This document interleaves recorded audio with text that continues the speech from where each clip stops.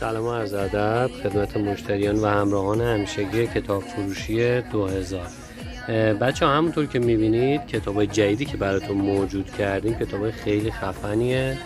همین الان خریدیم از مشتری عزیزمون. ببینید کتابایی که واقعا به درد تابستون میخوره. یک مرد، ببینید چه کتاب خفنی میتونه باشه. سازمان مسعود، مثلا من اسم پدرم که مسعوده، باید ببینیم که این سازمانی که تشکل یافته از من و خواهر و برادرامه چه سازمانیه.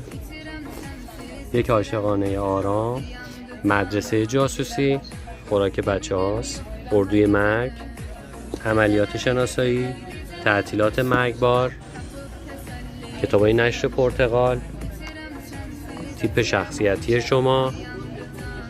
ببینید چه کتابای باحالی. پدران غایب، مثل ما که الان همشون سر کارن. پدران غایب، گرگ‌های پوشالی، دختری در اتاق دربسته، حالا چرا درش بسته است مشخص نیست.